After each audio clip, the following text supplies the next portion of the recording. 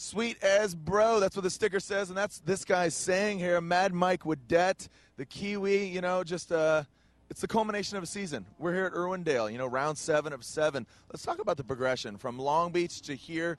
You are a different driver. Your car is a different vehicle, and you've never been here. You've seen it, and you've ran here before. But dude, let's just talk about the whole season. How are you feeling, dude? Yeah, really pumped now coming into the final round. It's been an amazing year. Like you said, massive learning curve. Myself, the team, the car, everything's progressed so much from every round. The vibe in the pits, everyone just comes like, dude, man, you're just blowing everyone away, how much you progress every round. So that's cool, and that just makes me want to go out there and just drive harder and better than ever. And now we're at Irwindale Speedway. Yeah. I've been here before in 2007 with a few of my fellow Kiwi drift buddies. Yeah. And, I'm ready to put on a show tonight. Well, I mean, even if your car, static, just sitting here, it exudes style. And obviously, looking at you, you exude just, and you said it before. It's about how you look, and that's why you're so attracted to drifting. That's why you're attracted to previously, motocross and freestyle motocross, correct? Right. Yeah. Well, I think the crowd come, and we want to give them a variety. You go watch the V8 supercars or Formula One. It's it's the same sort of stuff. Right. Where you come to drifting, there's all sorts of contraptions of vehicles. You got everything from the Mazda rotaries to these Mopar powered friggin' NASCARs, which are just absolutely mind blowing, even to myself, just watching them trying to compete with them. Yeah, it's pretty serious. Yeah, no, and again, you always have a smile on your face, but Team Need for Speed, let's just call it what the car is, the Team Need for Speed, Red Bull, Falcon tires, 3-rotor Mazda RX-8. How has the relationship been with Team Need for Speed? And also, you're a big gamer, so it was a natural fit. You actually practice on video games, and you learn a lot from video games, correct? Yeah, well, when I get the time, we'll play the games. Yeah, but not too much now, you're traveling. But, the actual Need for Speed, at the start of the year, when we first got the phone call, and they wanted to do Team Need for Speed, and they said, look, we're looking at bringing Matt Powers on board as well. Straight away I was like, man, this is going to be one killer team, and bring a good vibe to drifting.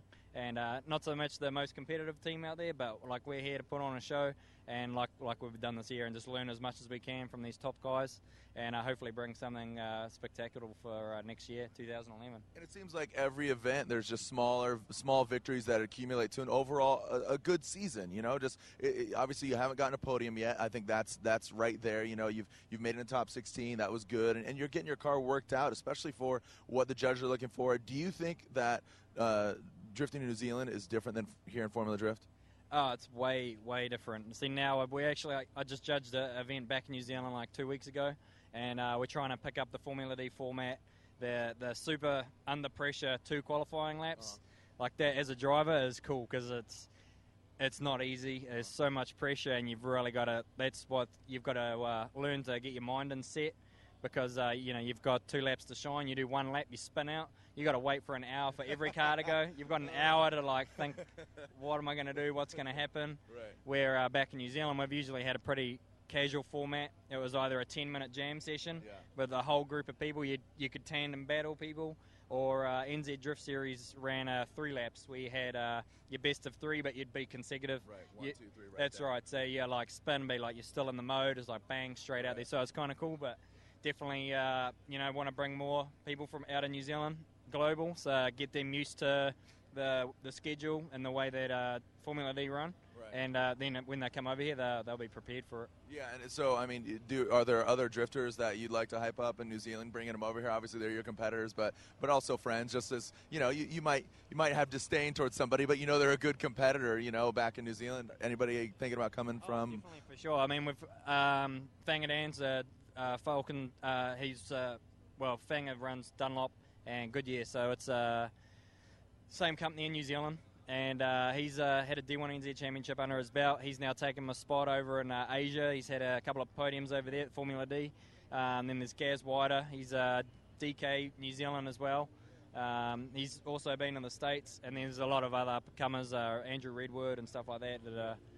There's a lot of guys. There's a lot of talent in New Zealand. They all can do it. They just got to set their mind to it, and put all their passion into it to make it happen. I mean, you know, you obviously have fans back in New Zealand, but you have fans here now, and it's just gone global. Like you said, we've traveled the world, going to Singapore and Malaysia and stuff like that, and it's just fun. It's great to see drifting growing, but also, you know, you doing you just across the world, and your car is a testament to that, you know, and just being fashion forward, you know, function equals fashion and just having fun. I mean, what's next for you?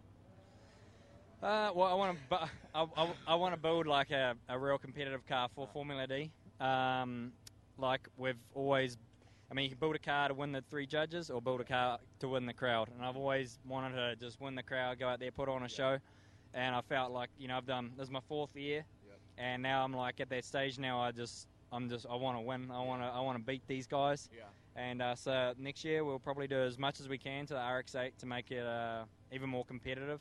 And then who knows what will happen from there. But ideally, yeah, definitely, I don't want to say it, but you want a podium, you want to win. I want to win, so I want to build something that's serious, you know, that I can challenge these guys in seriously and beat. I mean, the Rotary's good. It's competitive, but it's not consistent. Right. It's too much work, gear changing, trying to keep it spooled up, keep it in the rev range. These guys can focus 100% just on their line and angle. Right. You know, they're not having to change gear and clutch kick and keep the rev range. They got so much torque and stuff, you know. Yeah. So. Yeah. Well, as you always say, sweet as bro.